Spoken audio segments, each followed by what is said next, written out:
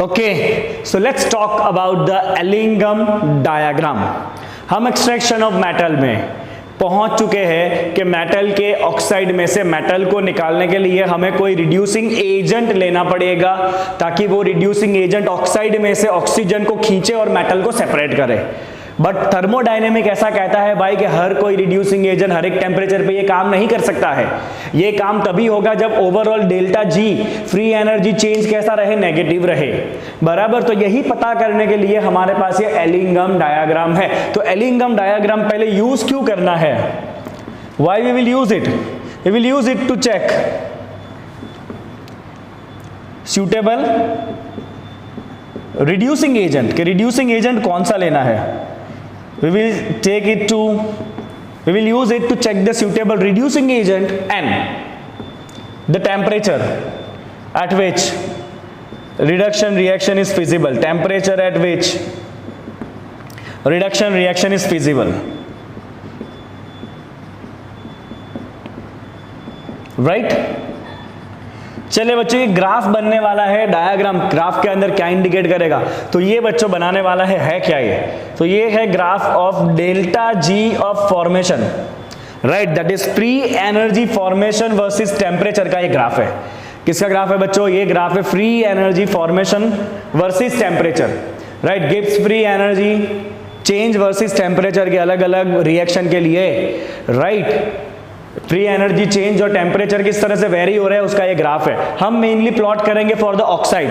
क्यों ऑक्साइड के लिए? बिकॉज हम मेटलर्जी के अंदर जो भी ओर है उसको ऑक्साइड फॉर्म में कन्वर्ट कर लेते हैं, राइट। तो हम बेसिकली प्लॉट करने वाले हैं delta G of formation for oxide versus temperature, right. चलिए सबसे पहले इससे जुड़े हुए कुछ फैक्ट देखते हैं, फिर एग्जांपल देखते हैं कि आपको कैसे पता चलेगा क्या टेम्परेचर रखना है, कौन सा रिड्यूसिंग एजेंट लेना है, व्हाट ऑल दैट थिंग्स। चलिए बच्चों देखते हैं सबसे पहले इसके सबसे ज्यादा इंपॉर्टेंट पॉइंट, राइट। चलिए important facts. Okay, fact number one. Fact number one ये कहता है कि slope of delta G versus temperature is positive for most of oxide.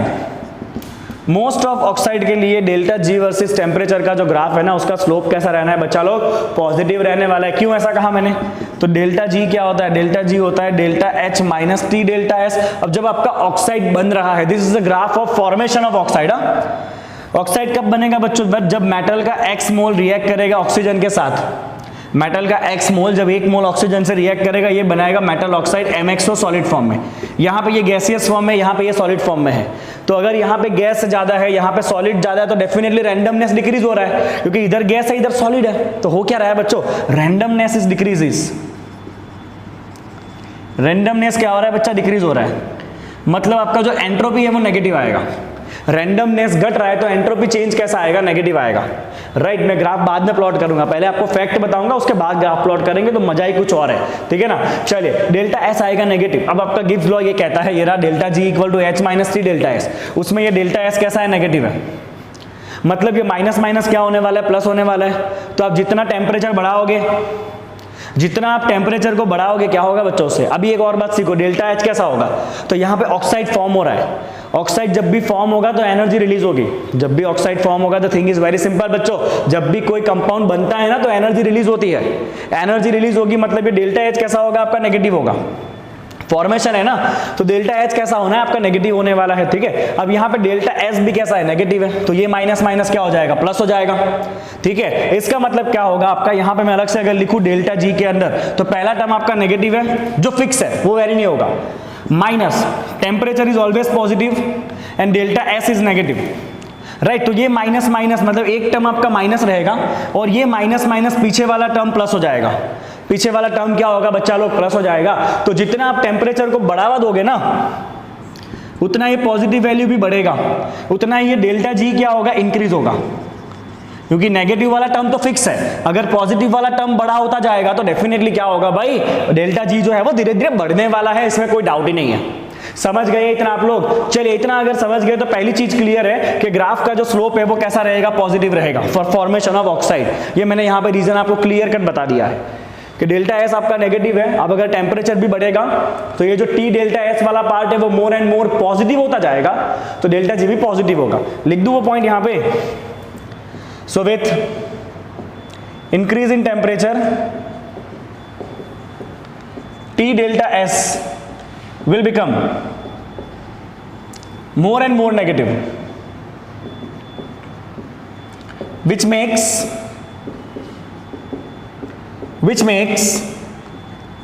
delta G positive, मतलब डेल्टा जी इंक्रीज होगा, मतलब ग्राफ आपका ऊपर जाने वाला है। चल ठीक है, इतना क्लियर आपको? ठीक है, चलिए बच्चों आगे बढ़ते हैं। सेकंड पॉइंट क्या कहते हैं? सेकंड पॉइंट कहता है जहां पे भी ग्राफ में कोई एब्रप्ट चेंज आया, मतलब वो इंडिकेट कर रहा है change of face. Second point, abrupt change in graph indicate change of phase of oxide, change of phase that can be solid to liquid or it can be liquid to gas. Okay, और जब भी ये conversion हुआ solid to liquid या liquid to gas, graph का slope और बढ़ेगा and slope of graph further increase, slope of graph further increase. चलिए बच्चों तीसरी बात, तीसरा पॉइंट ऐसा है कि जब भी ये डेल्टा जी का वैल्यू पॉजिटिव हो गया ना, एक पॉइंट ऐसा आ जाएगा ग्राफ में, उसके बाद डेल्टा जी पॉजिटिव हो जाएगा। डेल्टा जी पॉजिटिव हो गया मतलब वो रिएक्शन होगा ही नहीं, मतलब जो ऑक्साइड है वो अनस्टेबल हो जाएगा। तो मैं यहां पे लिखूंगा at some point delta G become positive, at that point oxide become unstable. आपका जो ऑक्साइड है ना वो क्या हो जाएगा? अनस्टेबल हो जाने वाला है। Oxide is going to become unstable as soon as it will cross the line. समझ गए इतना पॉइंट आपको? राइट। चलिए बच्चों अब इतने पॉइंट को कंक्लूड करके ग्राफ बनाते हैं, ठीक है? तो let's just plot the graph. On the graph what you are going to have, you have delta G versus temperature T in Kelvin. Delta G आपका नेगेटिव रहने वाला है, फॉर्मेशन है इसके लिए। चलिए स्टार्टिंग यहां से करते हैं। सपोज ओके कि स्टार्टिंग में 0 केल्विन पे इतना डेल्टा जी है, पहले ही मैंने देख लिया स्लोप पॉजिटिव है, मतलब ग्राफ जो है वो ऊपर जाएगा, तो ग्राफ आपका ऊपर जाएगा। And at some point there is abrupt change, जैसे कि यहाँ पे चेंज आया, लेट्स से यहाँ पे भी चेंज आया, राइट तो ये आपका डेल्टा जी का जो ग्राफ है उसका स्लोप कैसा आएगा? पॉजिटिव आएगा। ग्राफ किसके लिए है भाई? ग्राफ है फॉर्मेशन ऑफ ऑक्साइड के लिए, that is metal X times plus oxygen will combine to give you MXO, right. उसका डेल्टा जी का एक ग्राफ है कि उसका डेल्टा जी टेम्परेचर के साथ किस तरह से वेरी हो रहा है, राइट। डेल्टा जी जो है बच्चों वो टेम्परेचर के साथ किस तरह वेरी हो रहा है उसका एक ग्राफ है। आप देख सकते हो टेम्परेचर के साथ डेल्टा जी भी चेंज हो रहा है। ओके यहाँ पे जो पॉइंट आया एब्रप्ट चेंज हुआ, ये इंडिकेट कर रहा है मेल्टिंग। वापस एब्रप्ट चेंज आया, ये इंडिकेट कर रहा है इवेपोरेशन, और यू कैन से वेपराइजेशन। जहां पे एब्रप्ट चेंज आया वहां पे क्या इंडिकेट होगा बच्चों? वहां पे इंडिकेट होने वाला चेंज ऑफ स्लोप। अब जैसे अब इस पॉइंट पे आओगे ना, उसके बाद देखो आप डेल्टा जी ऊपर चला गया पॉजिटिव। डेल्टा जी जैसे ही पॉजिटिव हो गया, थोड़ा ज्यादा ही वर्टिकल लाइन लग रहा है, थोड़ा सा इसको इंक्लाइन कर लेते हैं, let's make it more reasonable like this, ठीक है। चलिए जैसे ही बच्चों आपका ये ग्राफ डेल्टा जी को क्रॉस करके ऊपर आएगा, यहाँ पे डेल्टा जी हो गया पॉजिटिव, मतलब यहाँ पे जो आपका ऑक्साइड है वो अनस्टेबल है, अपने आप ही डिकम्पोज हो जाएगा, डिकम्पोज इटसेल्फ।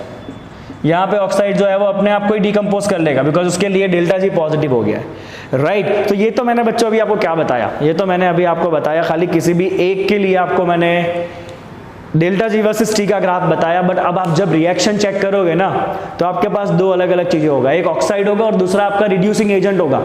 दोनों का ग्राफ बनेगा साथ में, और फिर हम उस ग्राफ से डिसाइड करेंगे कौन से टेम्परेचर पे रिएक्शन करवाना है, अगर रिएक्शन करना है तो, ठीक है। चलिए इतने पॉइंट पहले मेंशन कर लीजिए सब लोग quickly.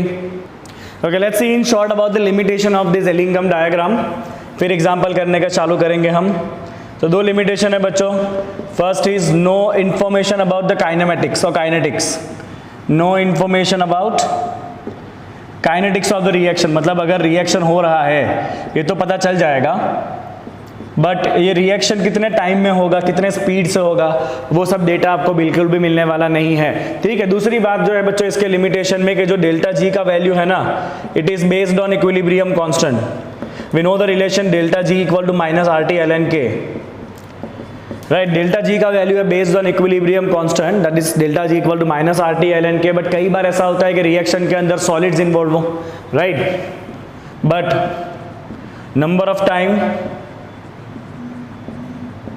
the reaction involves solid and we know that जब भी रिएक्शन में सॉलिड होगा तो इक्विलिब्रियम नहीं होता है उसमें, तब इक्विलिब्रियम का कोई काम नहीं पड़ता है उसमें, right. The reaction involve solid species.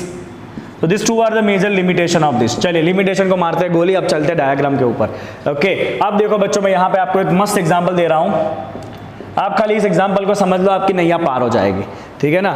Okay, if I have the oxide of A is any metal, I don't know कौन सा मेटल है, just for the example you have the oxide of some metal A, if you are using some reducing agent B, if you are using some reducing agent B, let's say you are using y mole of B, whatever it is doesn't matter, okay, suppose ये B जो है वो O को accept कर रहा है and it is forming ByO and इसको कर दिया separate, right, A को कर दिया उसने separate, ठीक है ना। चलिए मतलब क्या है बच्चों, यहाँ पे A का हो रहा है रिडक्शन क्योंकि उसने ऑक्सीजन को खो दिया है ना, A बेचारा अकेला हो गया तो उसका हो गया रिडक्शन, ये B वाले ने ऑक्सीजन को लिया मतलब B का हो रहा है ऑक्सीडेशन।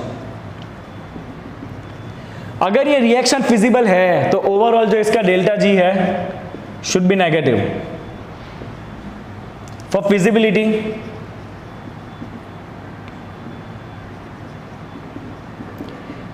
अब सपोज ये आपका एलिंगम डायग्राम है, अरे नहीं याद है इसको, let's take it here because values are going to be negative, right.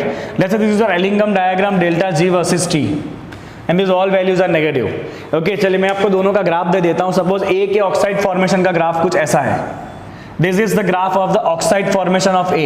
ये सारे ग्राफ फॉर्मेशन ऑफ ऑक्साइड के लिए होंगे जो मैंने पहले आपको बता दिया, राइट। चलिए x mole of A plus oxygen will give you AXO, ये उसका ग्राफ है, राइट। और जो बी है उसका ग्राफ कुछ इस तरह से है, suppose Ellingham diagram, this is for the B, that is y mole of B plus oxygen will give you ByO। Okay let's say this intersection point at temperature T. Now remember one thing, जहां पे आपका दो graph intersect कर रहा है ना, यहां पे आपका डेल्टा जी कैसा है, 0 है।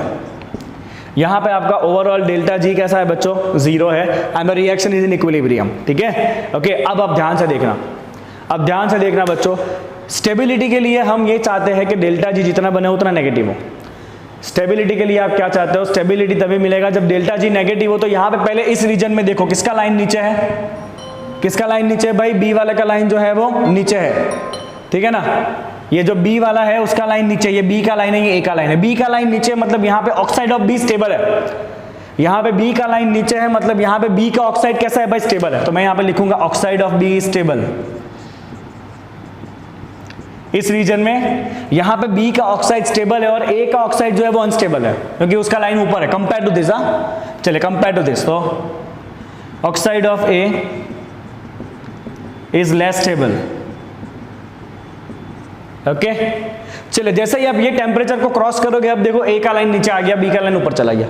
तो ए का लाइन नीचे आ गया मतलब अब ए का ऑक्साइड ज्यादा स्टेबल है बिकॉज ए के लिए डेल्टा जी ज्यादा नेगेटिव है। तो यहां पे अभी आपका oxide of A is more stable क्योंकि उसका लाइन नीचे आ चुका है, डेल्टा जी ज्यादा नेगेटिव है। आप लिख सकते हो यहाँ पे delta G is more negative.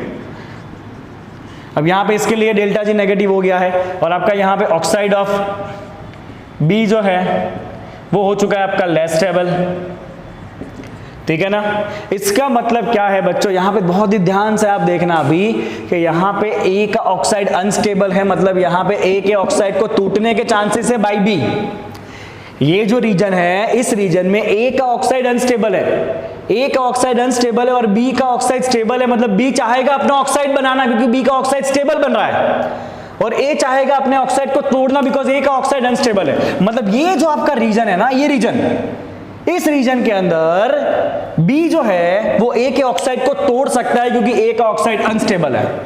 तो मैं यहां पे कंक्लूड करूंगा कि ये जो रीजन है इस रीजन में B can reduce oxide of A, right. B जो है वो ए के ऑक्साइड को रिड्यूस कर सकता है। मतलब अगर ए का ऑक्साइड हुआ और बी को आपने डाल दिया, ए का ऑक्साइड क्योंकि अनस्टेबल है टूट जाएगा, ए अलग हो जाएगा और बी का ऑक्साइड स्टेबल है, बी अपना ऑक्साइड बना लेगा इस रीजन में। जैसे ही आप ये रीजन को क्रॉस करोगे ना सिचुएशन चेंज हो जाएगी क्योंकि ये रीजन को जैसे ही आपने क्रॉस किया, बी का ऑक्साइड अनस्टेबल है बच्चों, बी का ऑक्साइड यहां पे अनस्टेबल है मतलब यहां पे बी जो है ना उसका ऑक्साइड टूटेगा।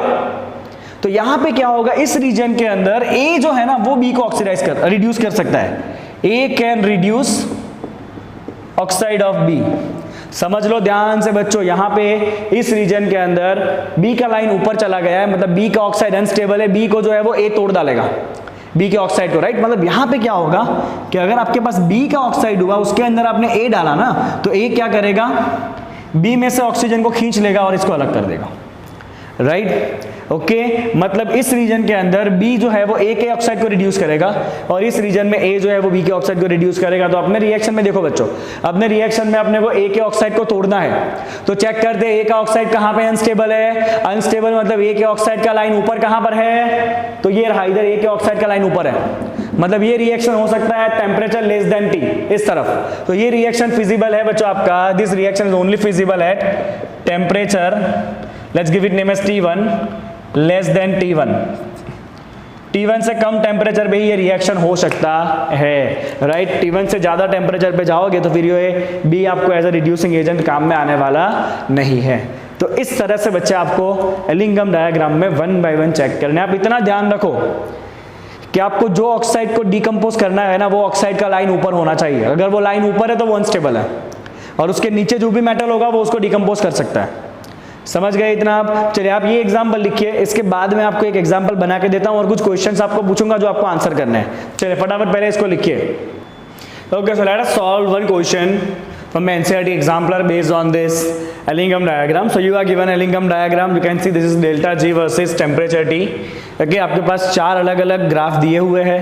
पहला ग्राफ है आपका this graph which is of carbon to carbon dioxide, right. ये ग्राफ है आपका कार्बन टू कार्बन मोनोऑक्साइड, ये ग्राफ है आपका carbon monoxide to carbon dioxide, और ये जो ग्राफ है ना वो आयरन का है, जिसको मैं अभी अलग एक पेन से हाईलाइट करूंगा, जो आयरन का है ब्लू कलर से, राइट। तो इसको हम थोड़ा हाईलाइट कर लेते हैं, ठीक है ना। यहाँ पे एड्रप चेंज आया है, मतलब कुछ ना कुछ फेस चेंज हुआ होगा यहाँ पे इस पॉइंट पे, व्हाटएवर। चलिए अब हम सवाल देखते हैं। सबसे पहला ये पूछा है temperature at which carbon reduce FeO to Fe and produce CO। मतलब कार्बन को क्या करना है भाई, कार्बन को बनाना है कार्बन मोनोऑक्साइड और FeO को बनना है Fe, राइट। मतलब कार्बन जो है ना वो FeO को तोड़ पाना चाहिए, राइट। मतलब ये लाइन जो है ना वो इस लाइन के नीचे होना चाहिए, क्योंकि FeO को हमें तोड़ना है ना, मतलब Fe का लाइन ऊपर होना चाहिए, ताकि आयरन ऑक्साइड कैसा रहे, अनस्टेबल रहे, है ना। जिसका लाइन ऊपर है वो अनस्टेबल है।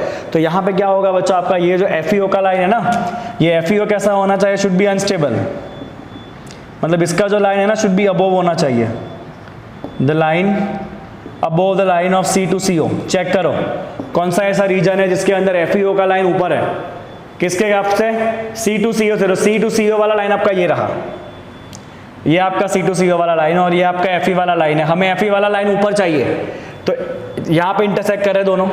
इस वाले रीजन में तो Fe का लाइन नीचे है, मतलब Fe का ऑक्साइड ज़्यादा स्टेबल है, वो डिकम्पोज नहीं हो पाएगा।